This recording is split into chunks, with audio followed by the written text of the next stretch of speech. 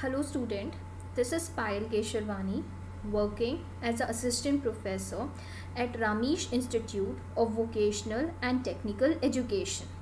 So this is a video which will be describing about the introduction to the dosage form. So this topic comes under General Pharmaceutics having a PP code 103T. So in this video of introduction to dosage form, we will learn about the importance of pharmaceutics, what is basically pharmaceutics is, and what is the application of pharmaceutics, what is the definition of drug and dosage form, a little bit understanding and knowledge I will be discussing about the drug and the dosage form. Then we will focus to the need for the development of dosage form. Like we are developing the dosage form, what is the need of dosage form? So we will put a light to it, and at last we will see what is the basic classification of the dosage form. So students, आपको जैसे पता है कि pharmacy एक ऐसा subject है जिसमें हम मेडिसिन्स बनाना, डोजेस फॉर्म बनाना, उसको डेवलप करना, उसकी मार्केटिंग करना, ये सारी चीज़ें फार्मेसी में पढ़ते हैं. तो फार्मेसी में बेसिकली 4 कोर ब्रांचेस होती हैं, 4 कोर सब्जेक्ट्स होते हैं. That is pharmaceutics, cognosy, cology and chemistry. तो फार्मास्यूटिक्स एक कोर सब्जेक्ट है जिसमें हम डोजेस फॉर्म्स के साथ डील करते हैं. तो यहाँ पे हमें समझना है कि व्हाट इज़ फार्मास्यूटिक्स.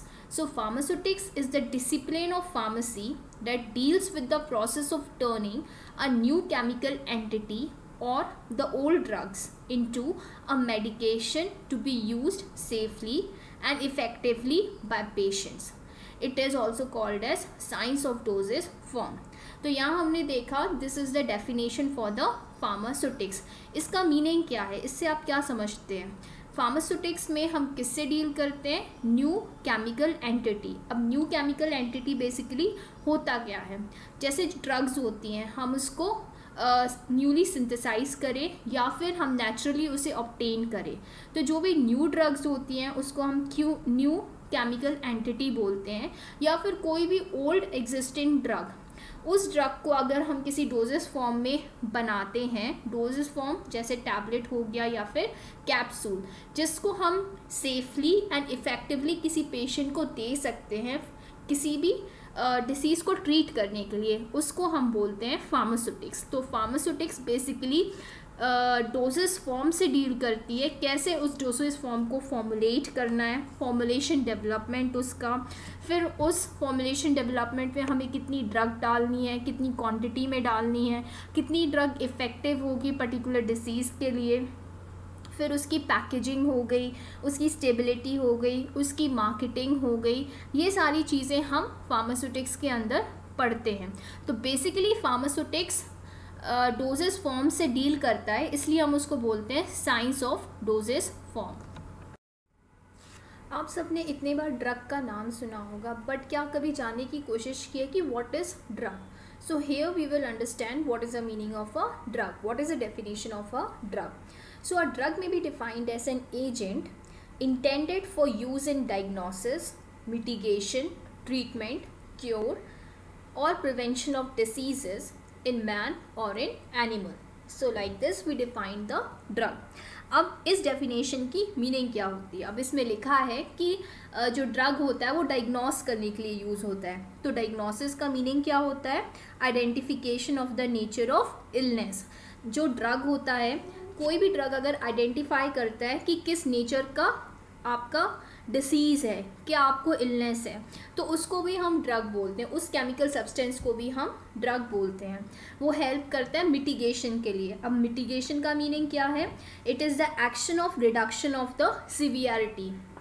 किसी भी ड्रग की किसी भी डिसीज़ की कितनी सिवियरिटी है, उसको कोई भी केमिकल सब्सटेंस कितने एक्सटेंट तक रिड्यूस करता है, उसको हम ड्रग बोलते हैं. तो मिटिगेशन को भी वो क्या करता है? रिड्यूस करता है. वो ट्रीटमेंट करता है. कोई भी सब्सटेंस जो ट्रीटमेंट करता है, ट्रीटमेंट का मतलब क्या होता है? Manner in which we use the drug और we use the treatment for any disease like जो भी हम मेथड यूज़ कर रहे हैं किसी भी डिसीज़ को ट्रीट करने के लिए, उसको हम ट्रीटमेंट बोलते हैं।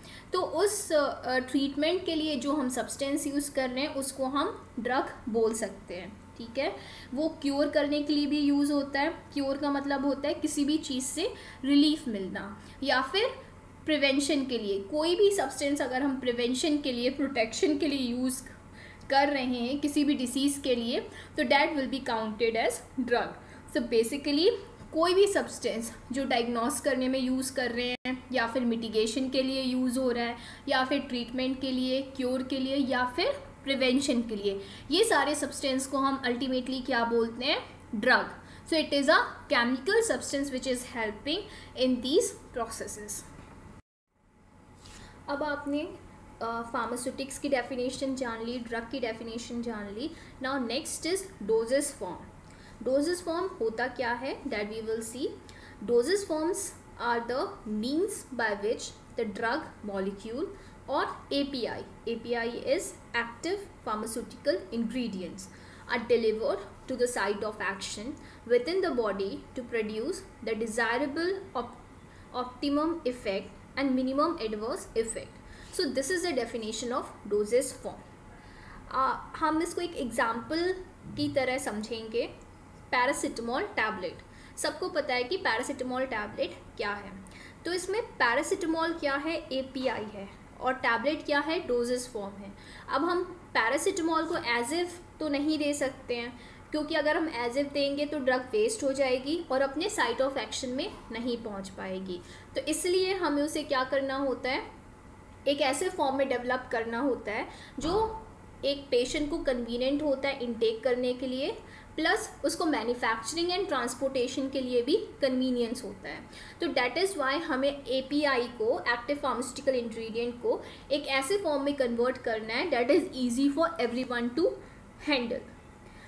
अल्टीमेट एम हमारा क्या होता है कि वो API हमारा साइट ऑफ एक्शन पर पहुँचे। तो साइट ऑफ एक्शन में पहुंचने के लिए उसको काफ़ी सारे बैरियर्स को क्रॉस करना होता है। तो अगर हम API अकेले देते हैं तो ये सारे बैरियर्स वो क्रॉस नहीं कर पाता है, और डैट इज़ वाई वो साइट ऑफ एक्शन में इफ़ेक्टिवली नहीं पहुंच पाता है। फॉर एग्ज़ाम्पल, हमको एक हेडेक की टैबलेट लेनी है। हमको हेडेक हो रहा है, उसके लिए हमें टैबलेट लेनी है। तो हमने टैबलेट लिया, हमारा हेडेक ठीक हो गया। कैसे हुआ? हमने ड्रग लिया, ड्रग हमारा कहाँ पे रीच हुआ? ब्रेन पे, ठीक है। और ब्रेन पे उसने एक्शन शो किया जिससे हमारा हेडेक रिड्यूस हो गया। तो brain is what? Site of action. Similarly हमें स्टमक एक हो रहा है, हमने मेडिसिन लिया, हमारा स्टमक एक ठीक हो गया। तो जो स्टमक है वो क्या है? साइट ऑफ एक्शन है। तो बेसिकली अगर हमें कुछ भी फार्माकोलॉजिकल इफेक्ट चाहिए, किसी भी ड्रग का चाहिए है, तो वी नीड डैट कि वो ड्रग आपका साइट ऑफ एक्शन पे पहुंच जाए, और साइट ऑफ एक्शन में पहुंचने के बाद अपना फार्माकोलॉजिकल इफेक्ट दे।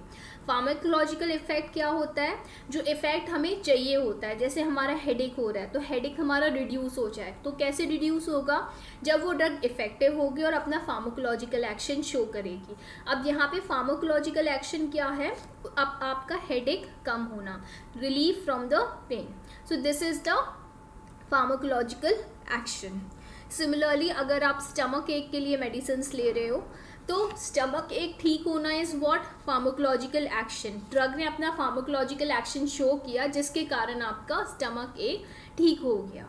तो बेसिकली हमें ये समझना है यहाँ पे कि डोजेस फॉर्म का नीड क्या है, हम डोजेस फॉर्म क्यों डेवलप कर रहे हैं, ठीक है। और इस डोजेस फॉर्म को मेनली हमें क्या करना है? साइट ऑफ एक्शन में पहुंचाना है, जिससे हमको मैक्सिमम फार्माकोलॉजिकल इफेक्ट मिले। डोजेस फॉर्म दो सब्सटेंस से बना होता है। Doses form is made up of by two substance. First substance is API, that is active pharmaceutical ingredient, and the next substance is excipient. So ये दोनों मिला के आपका क्या बनता है?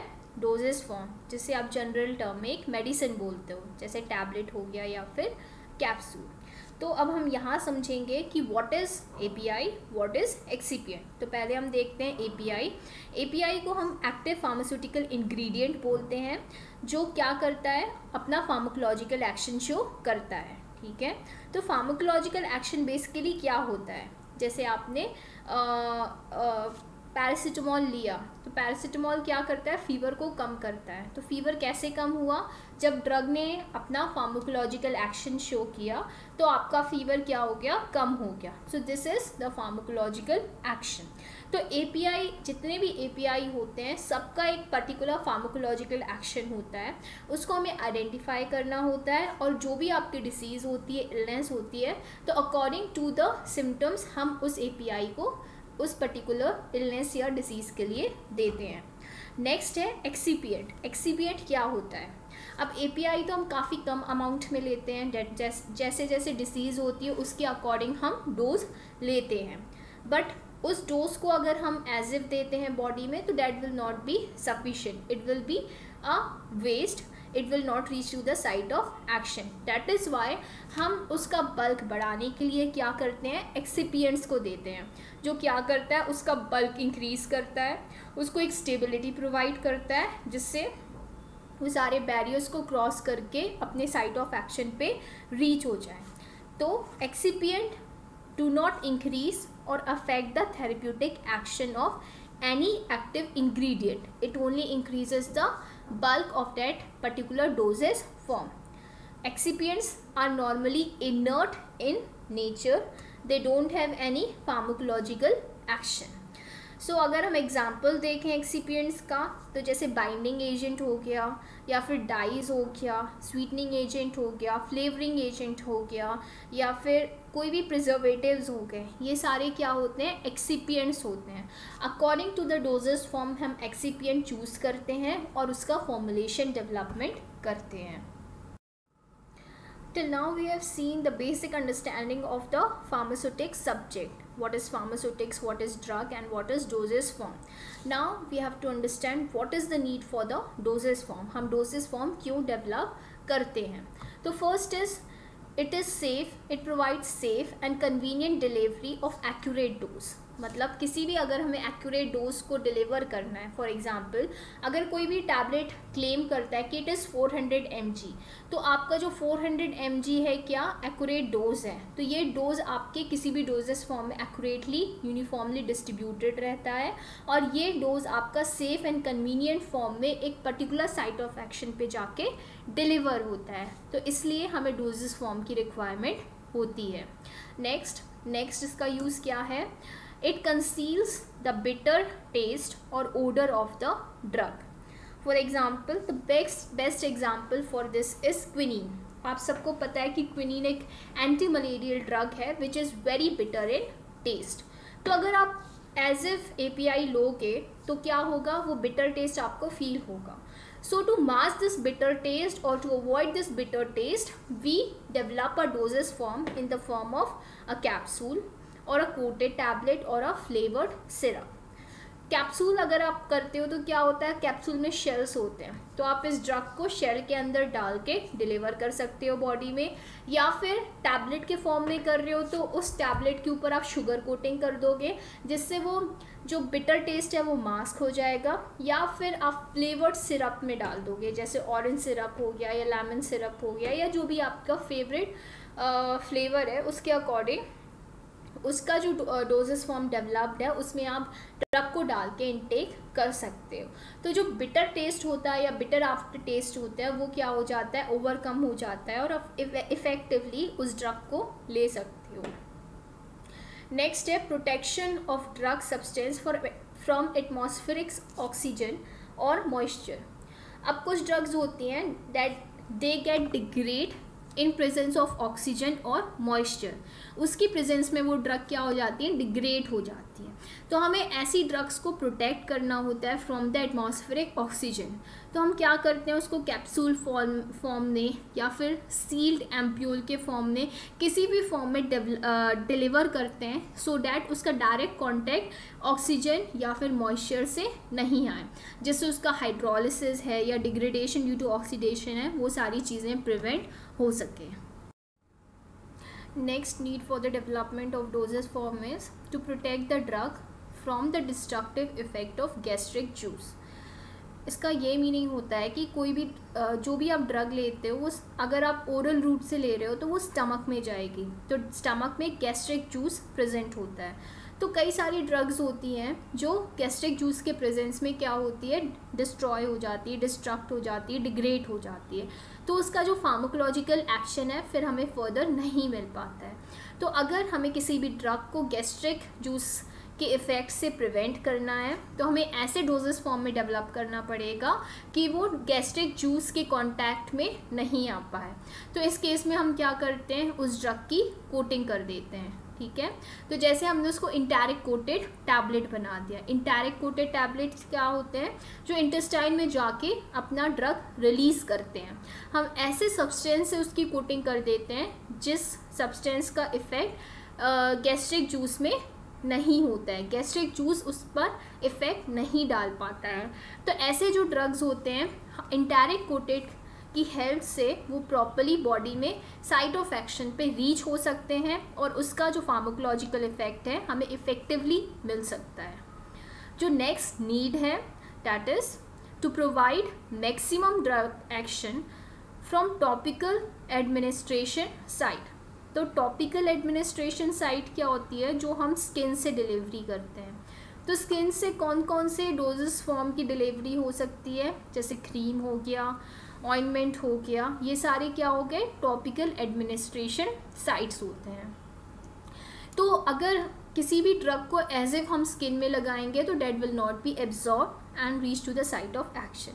Therefore, we need to convert it into the cream form or the paste form or the ointment form so that वो skin से effectively absorb हो और उसका जो भी site of action में वो effectively वहाँ reach हो सके. Next is to provide liquid dosage form of substance soluble in desired vehicle, for example solution.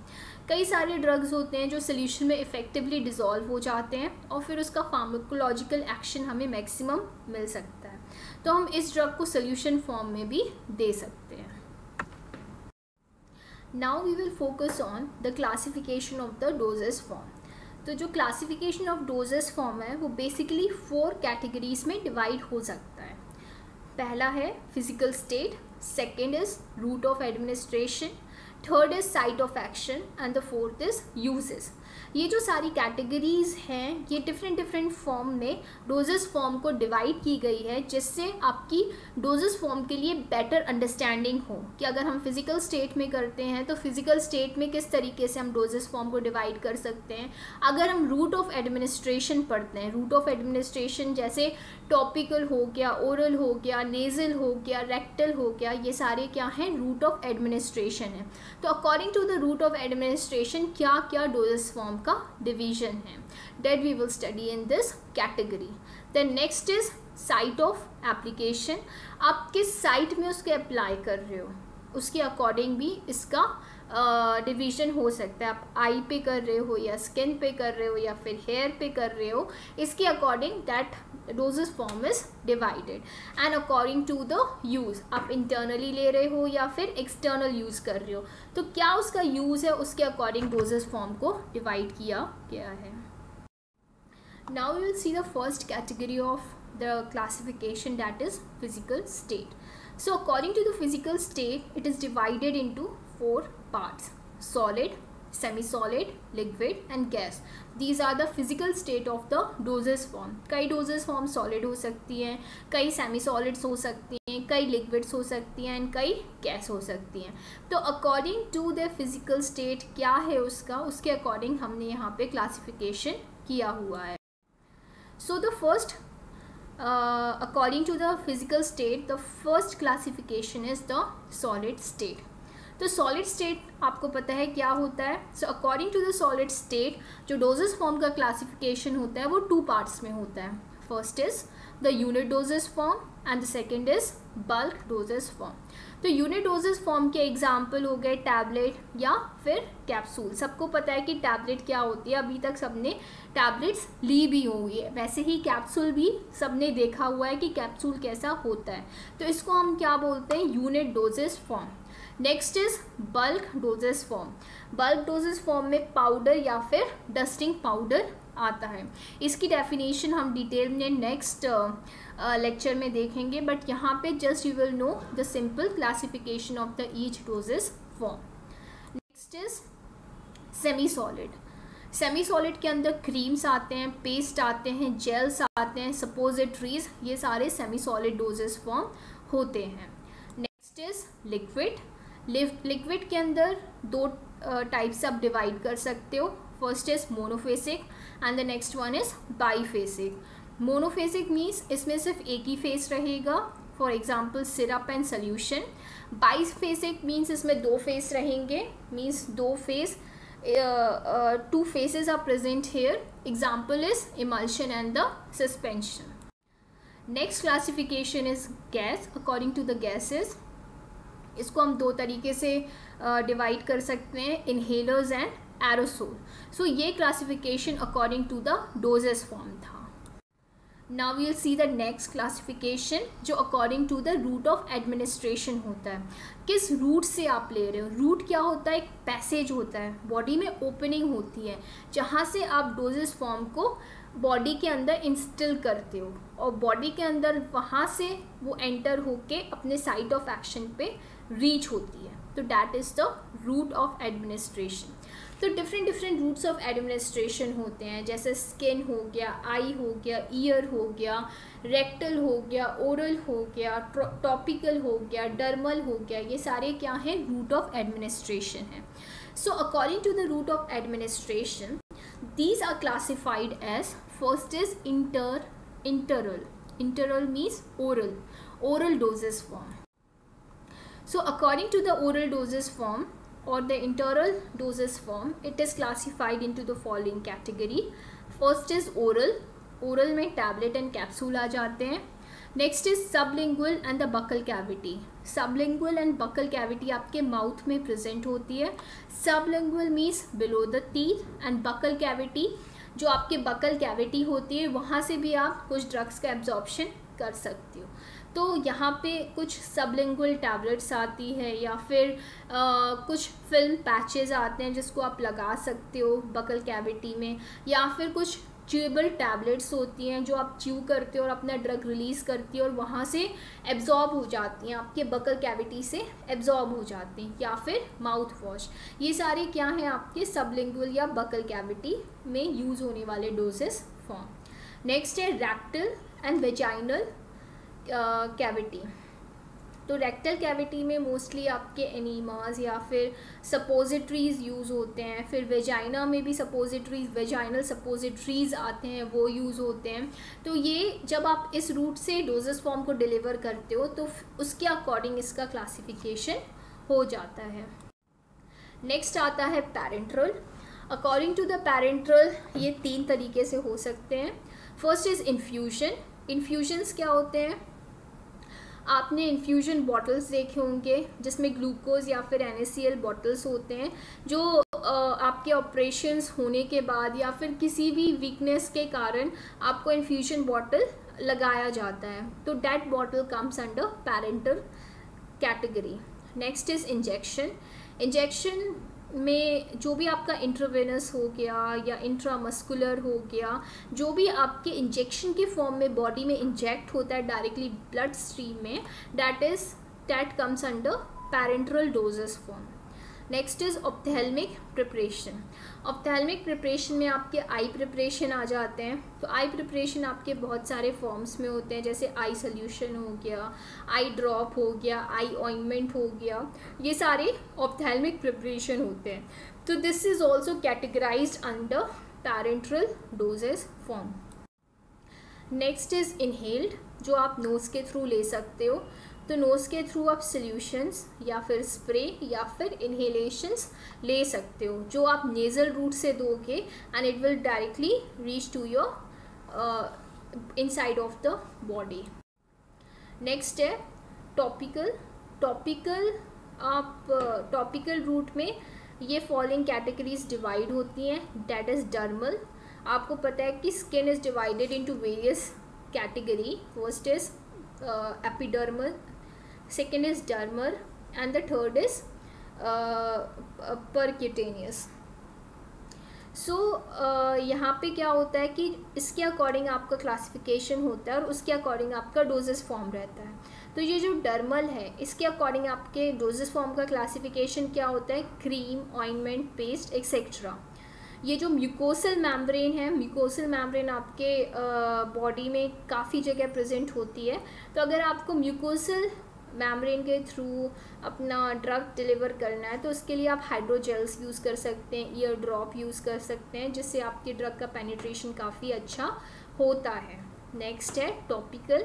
Topical में परक्यूटेनियस रूट में आपको रीच कराना है अपने ड्रग को, तो उसके लिए आप ट्रांसडर्मल पैचेस यूज़ कर सकते हैं और ट्रांसडर्मल पैचेस के फॉर्म में आपका ड्रग बॉडी के अंदर डिलीवर हो सकता है। सो ये आपका classification according to route of administration था। Next comes the site of application. Site of application means आप किस साइट में अपने ड्रग को अप्लाई कर रहे हो। तो उस वे में आप इन फॉलोइंग कैटेगरीज में डिवाइड कर सकते हो, जैसे नेज़ल। नेज़ल में हमने डिस्कस किया जो इन्हेलेशंस आते हैं वो सारे प्रिपरेशन नेज़ल साइट में आ जाएंगे। आई के फॉर्म में आपके आई ऑइंटमेंट्स हो गए, आई ड्रॉप्स हो गए, ये सारे आ जाएंगे। टूथ के फॉर्म में पेस्ट्स होते हैं या डेंटल कोन्स होते हैं, ये सारे प्रिपरेशन आपके टूथ कैटेगरी के अंदर आ जाएंगे। हैंड्स मींस आपकी हैंड क्रीम्स आती हैं, हैंड ऑइंटमेंट्स आते हैं, ये सारे जो हैंड में आप अप्लाई करते हो वो सारे आपके हैंड प्रिपरेशंस हो जाते हैं। फुट प्रिपरेशंस जो भी आप फुट में लगाते हो उसको आप फुट प्रिपरेशन बोलते हो। जैसे आपकी फुट क्रीम आती है जो आपको प्रोटेक्ट करती है, मॉइस्चराइजिंग क्रीम आती है जो आपके फुट को स्केलिंग से प्रोटेक्ट करती है। तो ये सारे प्रिपरेशन आपके फुट कैटेगरी के अंदर आ जाते हैं। नेक्स्ट है हेयर प्रिपरेशंस, जो भी हेयर जेल्स होती हैं, हेयर क्रीम्स होती हैं जो आप अप्लाई करते हो हेयर्स में, हेयर स्प्रे होते हैं, ये सारे फॉर्मुलेशन, ये सारे डोजेस फॉर्म आपके हेयर कैटेगरी के अंदर आते हैं। नेक्स्ट है स्किन, जो भी आप क्रीम्स, ऑइंटमेंट, पेस्ट, ये सारी चीज़ें जो लगाते हो, स्किन जेल हो गया, ये सारी चीज़ें जो आप लगाते हो स्किन पे, skin as a site of action. So ये सारी category will be divided under skin. So ये जो आपका क्लासिफिकेशन है according to the site of application है, कहाँ पे आप ड्रग को अप्लाई कर रहे हो उसके बेसिस में ये डिवाइड किया गया है। नेक्स्ट है according to the use. According to the use दो कैटेगरी में उसको डिवाइड कर सकते हैं, internal and external. Internal meaning is what, जो आप बॉडी के अंदर दे रहे हो, और एक्सटर्नल मीन्स जो बॉडी के बाहर अप्लाई कर रहे हो। तो इंटरनल के अंदर आ जाता है tablet, capsule, syrup, suspension and emulsion. और जो इंटरनल है उसके अंदर आ जाता है cream, lotion, ointment, face cosmetic, hair preparation. तो ये डिवीज़न आपके अकॉर्डिंग टू द यूज़ होता है। तो अभी तक हमने सारा क्लासिफिकेशंस देख लिया है, what is pharmaceutics, what is drug, what is doses form, ये भी देखा, नीड क्या होता है डोजेस फॉर्म का, ये सारी चीज़ें हमने इस स्लाइड्स में देखी हैं। Thank you students for hearing, hope you understood a lot from these slides.